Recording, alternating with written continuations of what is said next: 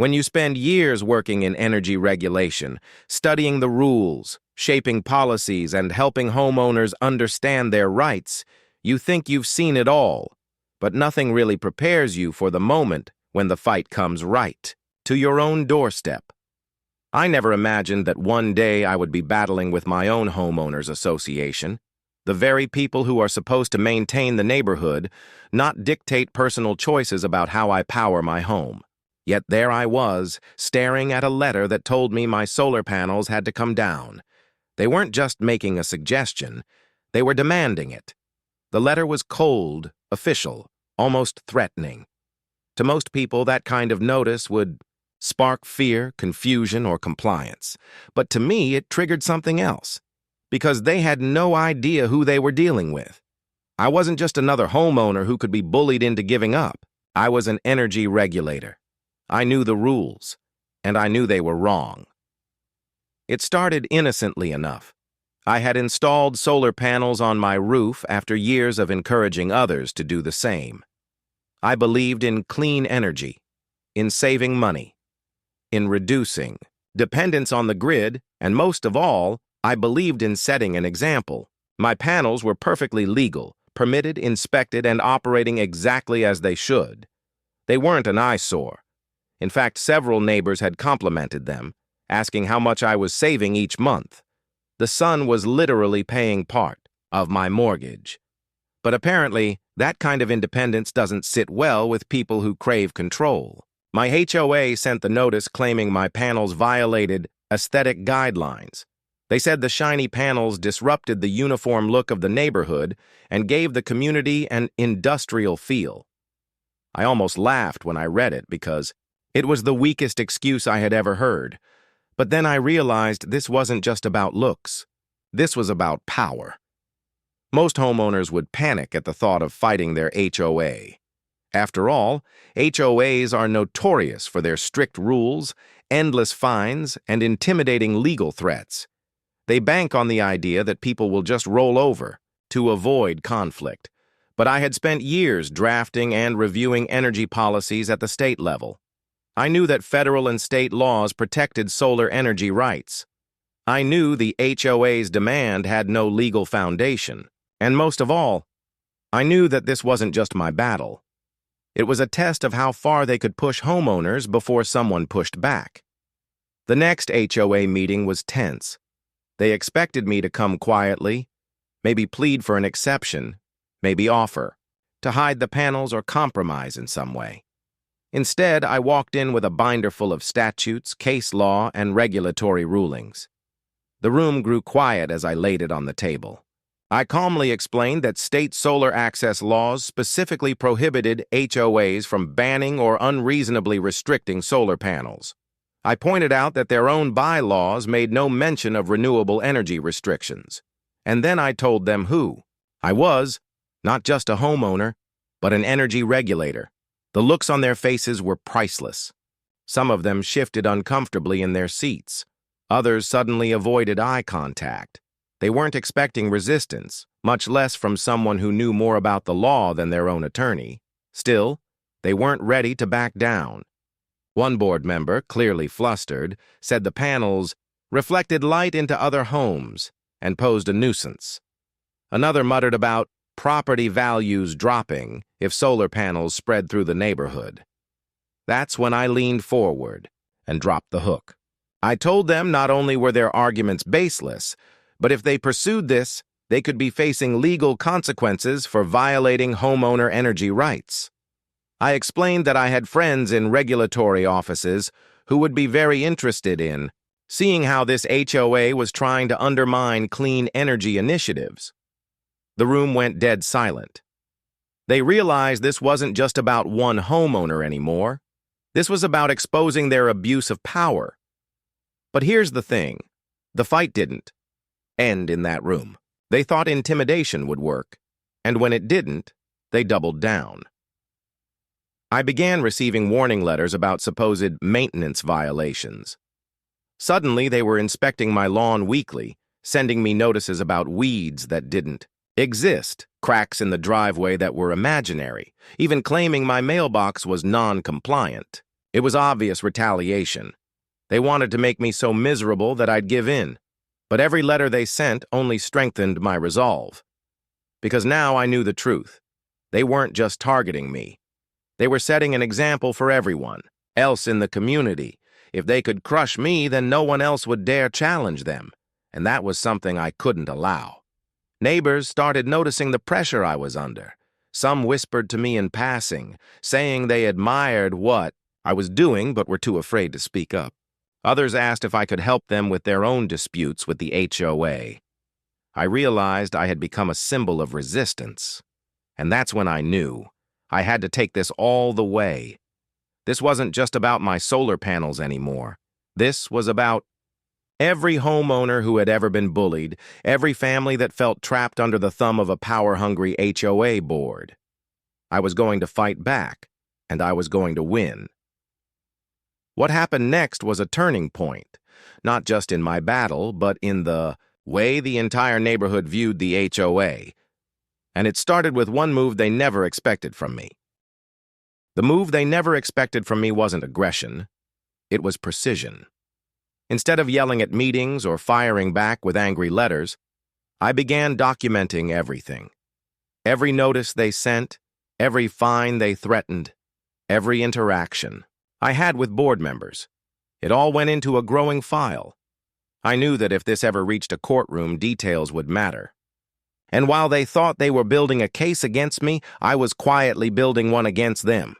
What they didn't realize was that I had an advantage they could never match. I understood how regulatory bodies worked. I knew which agencies oversaw homeowner rights, how complaints were processed, and which state departments tracked renewable energy disputes. I also knew something the HOA didn't want me to bring up. The state had recently passed legislation expanding protections for solar access. It wasn't just about homeowners being allowed to install panels. It was about HOAs being prohibited from retaliation, fines, or harassment connected to renewable energy. That meant every bogus violation notice they sent me wasn't just petty, it was potentially illegal. At first, I didn't let them see what I was planning. I kept attending meetings, calmly challenging their claims, smiling while they grew increasingly frustrated. They were trying to provoke me, but I refused to give them the satisfaction. Inside, though, I was preparing a storm they couldn't escape, because I knew one well-documented complaint could trigger an investigation, and once that investigation started, it wouldn't just stop with me, it would expose their entire operation. Then came the breaking point. They issued a formal demand, threatening daily fines if I didn't remove my solar panels within 30 days. They had escalated from harassment to outright financial punishment. And that's when I knew the time for quiet patience was over. I sent them a response letter, not as a homeowner, but as a professional regulator. In clear, unmistakable language, I cited state solar access laws, energy statutes, and homeowner protection clauses.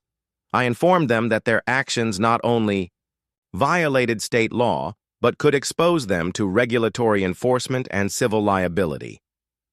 I copied the letter to the State Attorney General's office and the Department of Energy Resources.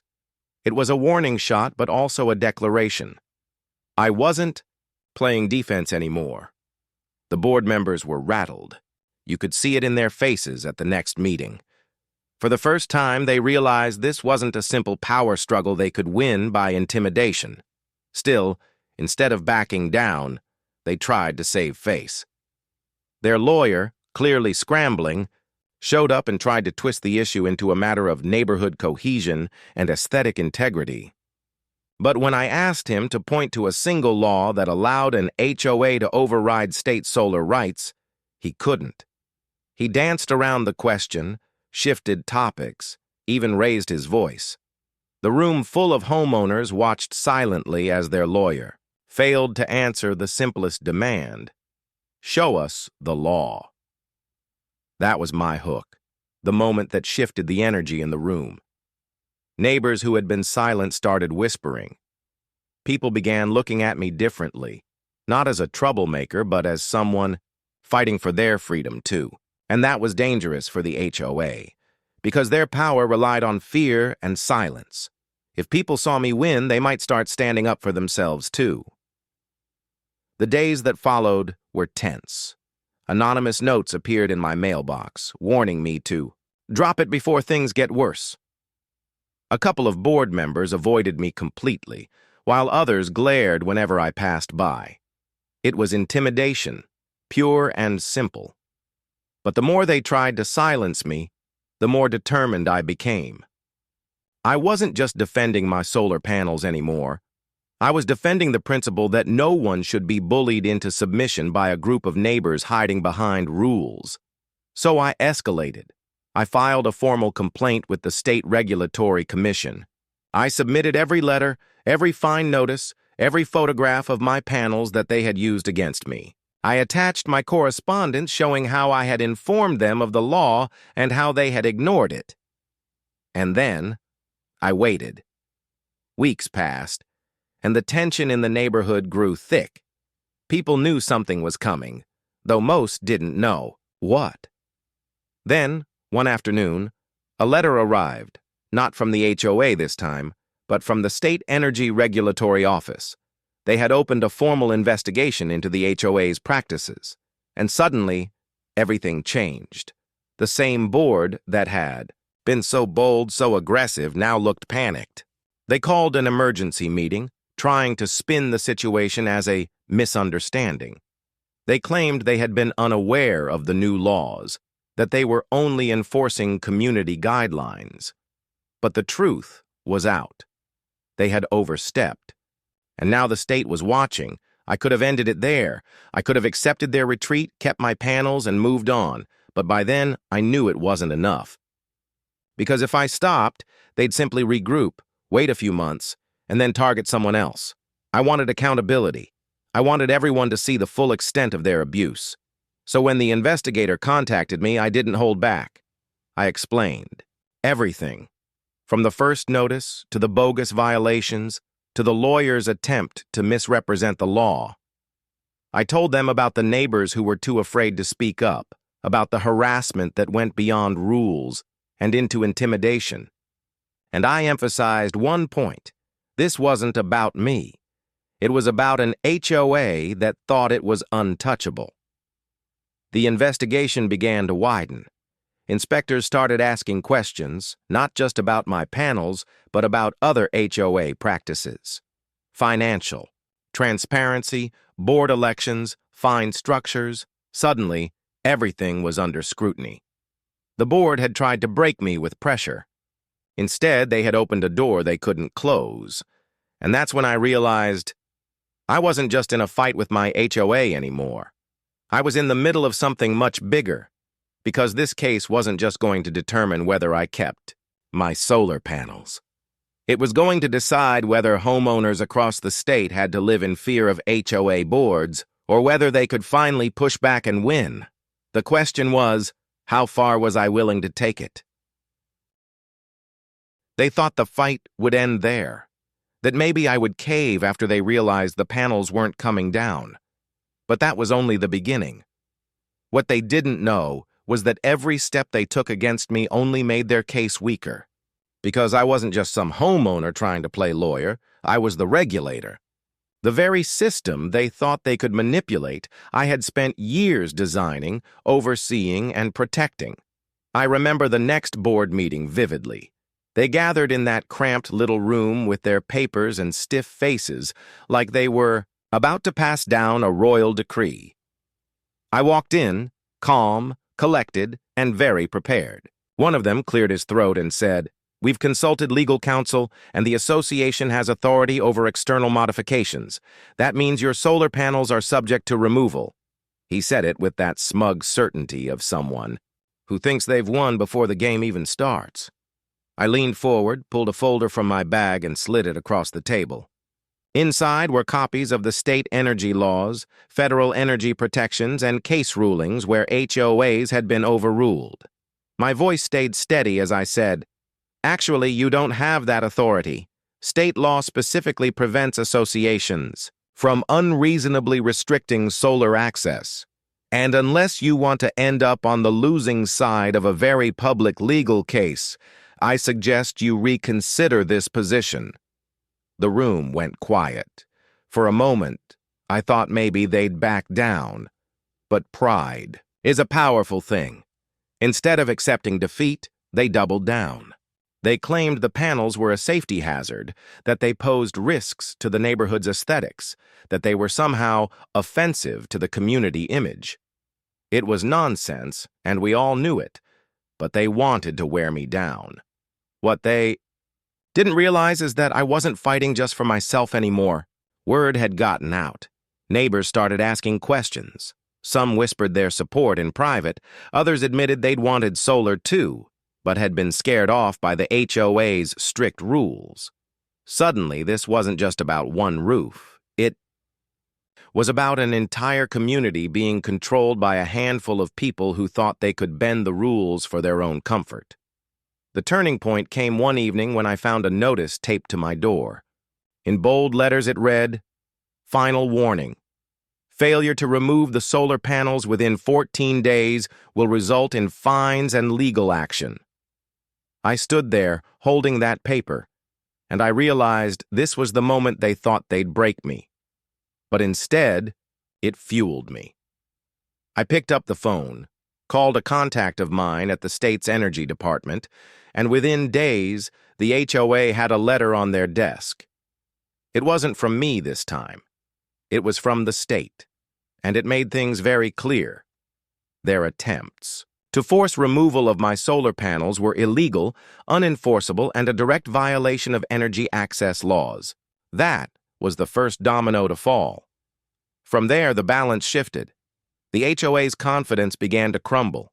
They couldn't explain why they were spending the association's money chasing a losing battle.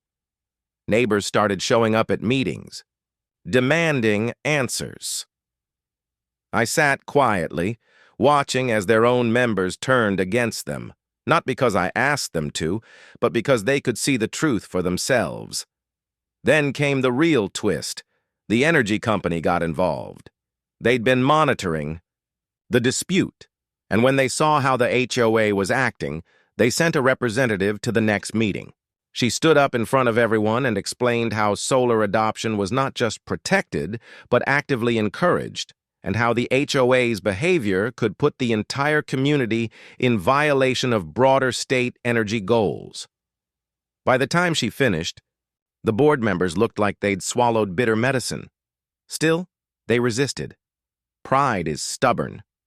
But each time they tried to push back, I pushed harder, with facts, with laws, with the very authority I was sworn to uphold. I never shouted, never threatened. I simply reminded them that the rules they were trying to twist were rules I enforced every single day at a state level. The final blow came not from me, but from their own lawyer. After months of wasting resources, he told them bluntly, "You cannot win this. Continuing this fight will bankrupt the association." And just like that, they folded. I wish I could say it ended with an apology, that they admitted they were wrong. But power doesn't humble that easily. Instead, they quietly sent me a letter. "The board has decided to cease pursuing enforcement actions regarding your solar panels." It was their way of conceding without admitting defeat. And honestly, that was enough. But here's the thing. The story didn't just end with my victory. Something bigger happened. The neighbors who had once stayed silent began asking about solar installations of their own. The community realized they had more rights than they'd been led to believe. And slowly, the grip of the HOA weakened. That's when I understood something important. This fight was never really about panels. It was about power. Who gets to decide how we live, and whether people are allowed to take control of their own homes, their own energy, their own future. The HOA thought they could cancel me, erase my choices, make me small. Instead, they ended up exposing their own limits. And the best part? Every time I look at those panels now, soaking up the sun, I don't just see lower bills or clean energy. I see proof. Proof that sometimes standing your ground, even when it feels impossible, changes more than just your own story. It sparks something bigger. So when people ask me how I managed to take on an HOA and win, I tell them the truth. I didn't just defend my panels. I defended my right to decide, and I reminded them that no one cancels the regulator, because in the end, the sun always wins.